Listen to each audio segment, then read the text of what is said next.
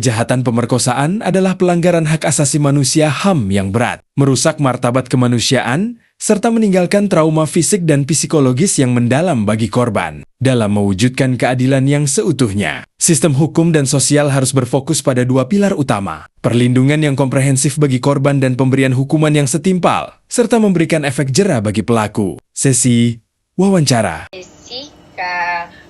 Menurut Anda, apa hal yang paling mendesak yang harus diberikan kepada korban pemerkosaan agar mereka berani melapor dan pulih dari trauma? Oke Kak, hal paling mendesak yang wajib banget kita kasih ke korban adalah safe space, yaitu ruang aman yang zero stigma dan bebas dari victim blaming. Biar korban berasa speak up dan lebih heal dari traumanya. Ada 3 hal penting yang harus di-provide. Pertama itu mental health support and pendampingan medis darurat.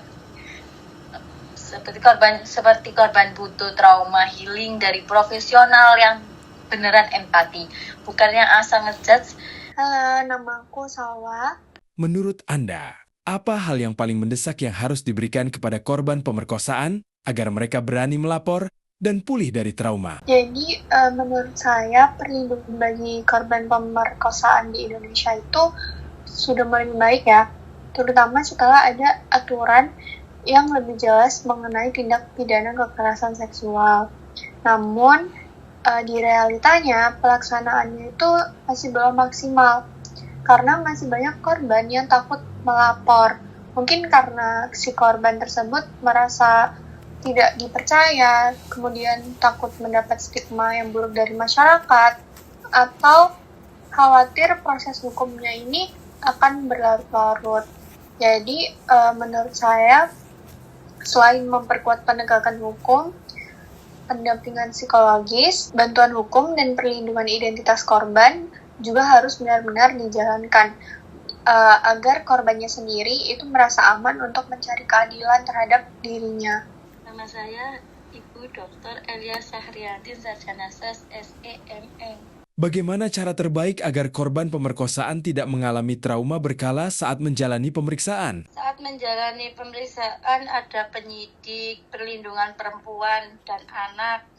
Suaranya lebih empatis, bukan mengintegrasi. Terus yang kedua, one stop service atau ruang khusus. Jadi ruang khusus spesial. Jadi untuk menghilangkan trauma, jadi diperiksa di ruang khusus. Yang ketiga, didampingi pendamping. Boleh psikolog, keluarga, LPH, atau pekerja sosial.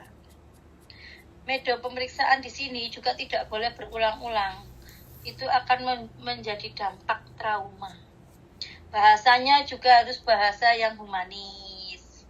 Bukan menyalahkan korban. Hindari pertanyaan kenapa pakai baju itu dan lain contohnya.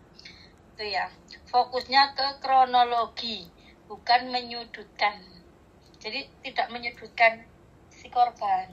Terus dukungan psikolog. Intinya harus semua proses memikirkan dampak psikologis korban.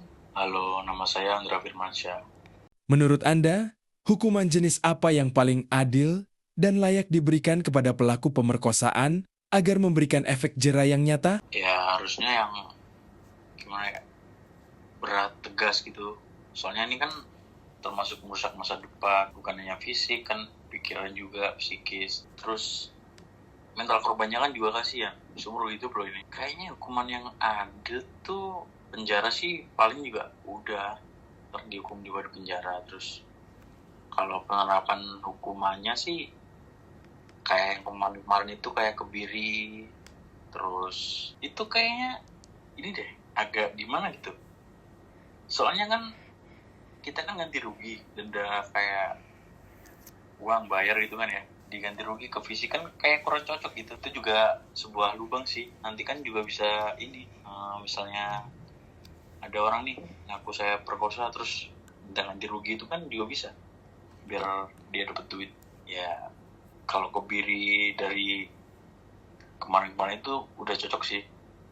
Apalagi kan udah lama mereka juga di penjara. Itu aja sih dari saya.